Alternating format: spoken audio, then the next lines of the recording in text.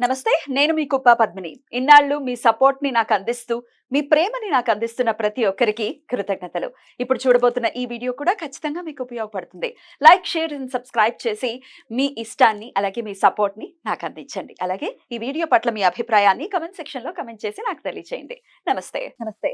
Welcome to our channel. నేను పద్మిని. కృష్ణ నామమానందం, కృష్ణ రూపమానందం, కృష్ణ శబ్దమానందం. అసలు ఆనందానికి పర్యాయ పదం కృష్ణుడు.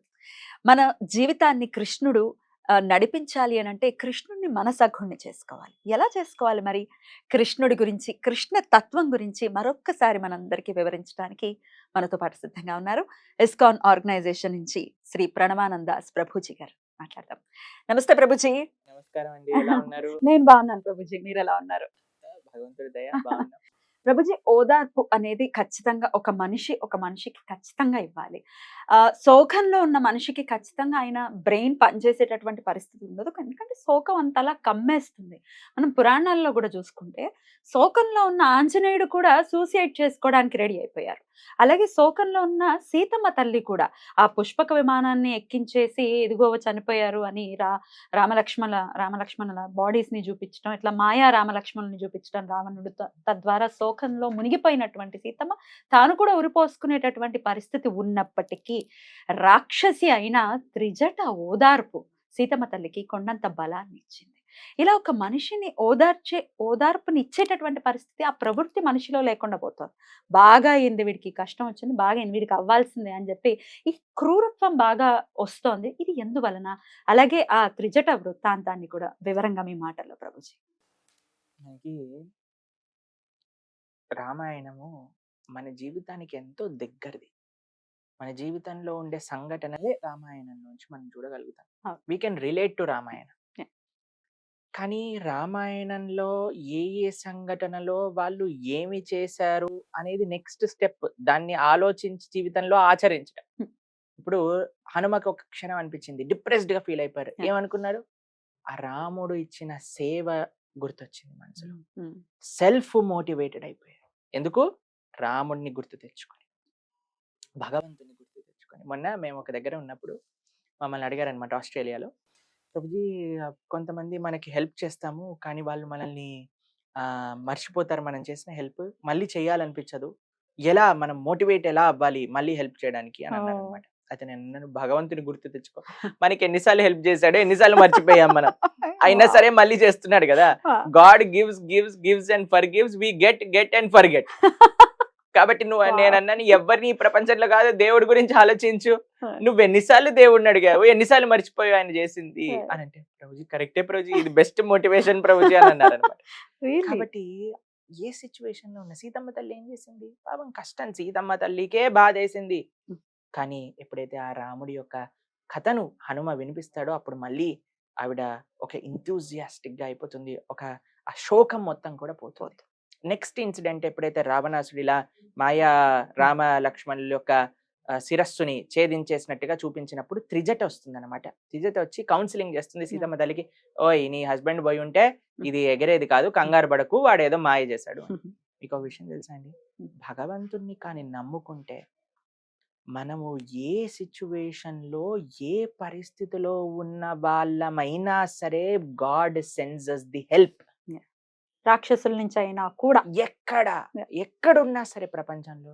మొన్న మేము మాట్లాడుతున్నప్పుడు మేము కొంతమంది మాట్లాడుతుండారు, మీరు ఆస్ట్రేలియాలో ఉంటూ ఇలా మీకు ఎట్లా తెలిసింది భగవంతుడి గురించి, మీరు డివోటీస్ ఎలా అయ్యారు అన్నప్పుడు వాళ్ళ స్టోరీస్ వింటే ఐ వాస్ సో ఎక్సైటింగ్ అనమాట. ఒకళ్ళు చెప్పారనమాట, జగన్నాథ్ ధామ్ ప్రభు అని. సో ఆయన 12th స్టాండర్డ్ లో ఉన్నప్పుడు వాళ్ళ అమ్మగారు ఒక బుక్ యొక్క ప్రింట్అవుట్ వాళ్ళ ఇంట్లో షెల్ఫ్ లో పెడితే ఏదో క్యాజువల్ గా బోర్ కొడుతుంది అని బుక్ తీసి చదువుకొని ఆయన డివోటీ అయిపోయారు. కాబట్టి ఎప్పుడు భగవంతుడు ఏ విధంగా హెల్ప్ ని మనకి ఇస్తారో తెలియదండి. We just have to accept his help. ఏ విధంగా మనకి ఇప్పుడు సీతమ్మ తల్లి రామాయణం విని మోటివేషన్ తెచ్చుకుంది, తనకు వచ్చే బాధని మొత్తం పోగొట్టుకుంది. హనుమ రామ సేవ పైన దృష్టి పెట్టి రాముడి యొక్క ప్రేమను మనసులో తలుచుకొని ఆ శోకం నుంచి బయటపడ్డాడు. ప్రభుజీ, ఇందాక నేను అడిగిన ప్రశ్న ఓదార్పు ఓదార్చటానికి కూడా కరువైపోతున్నారు మనుషులు. అంటే రెడీగా లేరు. కష్టంలో ఉన్నారంటే బాగయింది అనే థాట్ ప్రాసెస్‌ని పెంపొందించుకుంటున్నారు కావాలని. మనకు గూడా వస్తుంది గదా! అలా అలా ఓదార్చని వాడికి గూడా కష్టం వస్తుంది గదా! రాక్షసి అయిన త్రిజట కూడా ఓదార్చడానికి ప్రయత్నించింది. మనం ప్రయత్నించి కానీ ఓదార్చలేకపోయాం అనుకోండి, రాక్షసుల కంటే నీచమైన వాళ్ళం అన్నట్టు.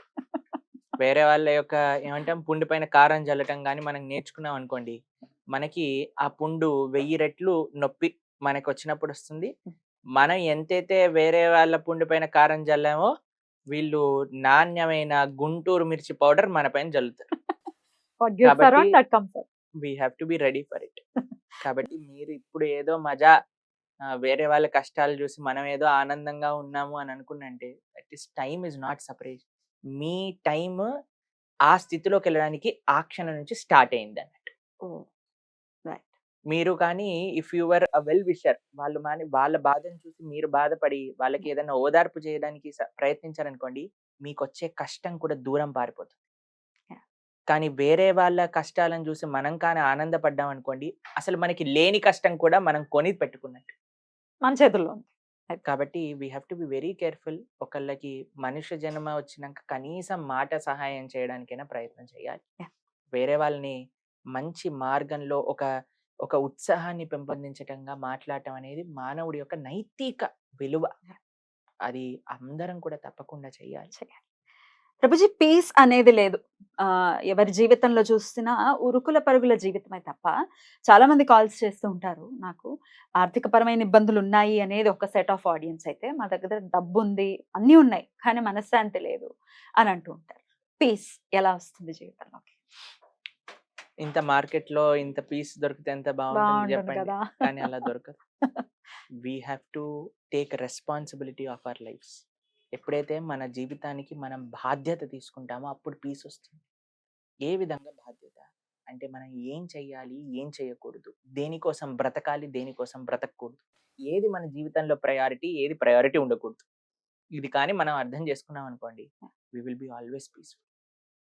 అది చెప్పేది ఎవరు అనంటే అది చెప్పేదే శాస్త్రం. శాస్త్రం ఏదో మనల్ని ఎక్కడెక్కడో పెద్ద పెద్ద విషయాల గురించి మాట్లాడి, వైకుంఠం గురించే మాట్లాడి, వైకుంఠాన్ని ఎలా చేరుకోవాలో మాట్లాడుతుంది తప్పకుండా శాస్త్రం. దాంతో పాటు నీ జీవితంలో నీకు మనశ్శాంతి ఎలా కలుగుతుంది అనేది చెప్పేది కూడా శాస్త్రమే.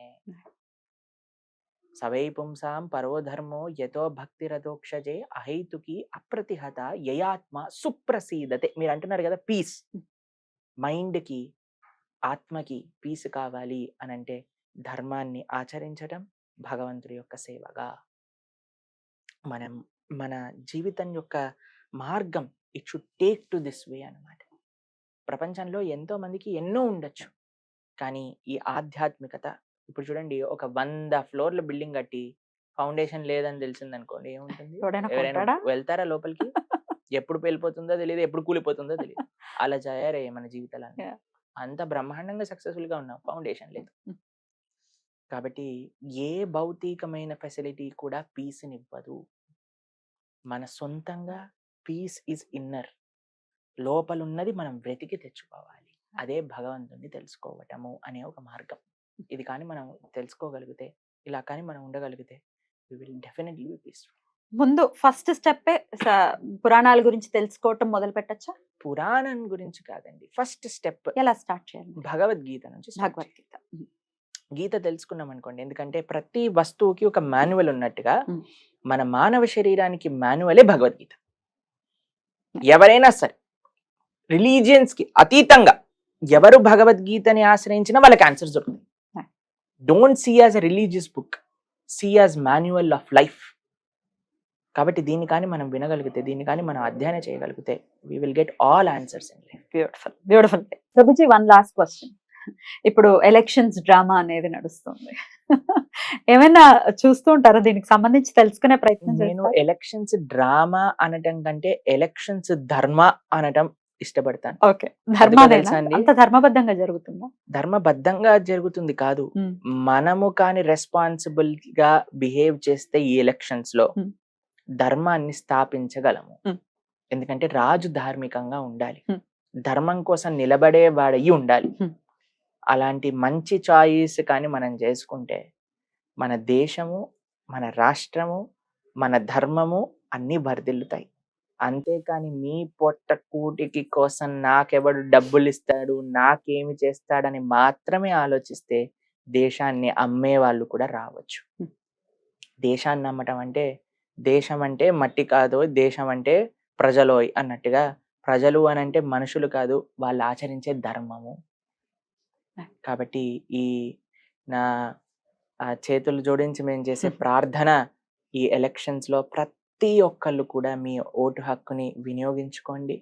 Responsible city thank you Prabhuji. చాలా అద్భుతంగా మీ సమయాన్ని మాకిచ్చి ఎన్నో మంచి మంచి విషయాల్ని మాకు తెలియజేశారు. మరొక్కసారి కృతజ్ఞతలు ప్రభుజీ. మీరు ఎప్పుడున్నా ఇలాగే మాకు సమయం ఇవ్వాలని మరొక్కసారి మీకు మనవి చేస్తూ కృతజ్ఞతలు ప్రభుజీ. హరే నమస్తే. కృష్ణ, నమస్కారం. నమస్తే.